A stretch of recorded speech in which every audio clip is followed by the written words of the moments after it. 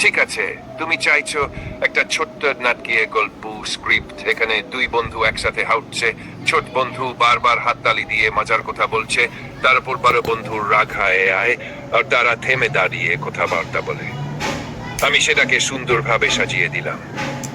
ছোট স্ক্রাইব, দুই দোস্তের গল্প, উদ্দেশ্যী গ্রামের রাস্তা, বিকেলের আলো, দুই বন্ধু পাশাপাশি হাঁটছে, ছোট দোস্ত হাসতে হাসতে। আরে ভাই, তোর হান্টার ভঙ্গি দেখে মনে হচ্ছে তুই কোন সিনেমার হিরো। একটু চুপ করবি? সব সময় মজা মজা করে বিরক্ত করে দিস।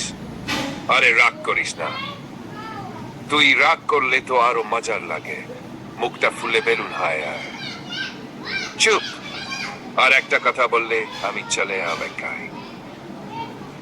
আচ্ছা আচ্ছা।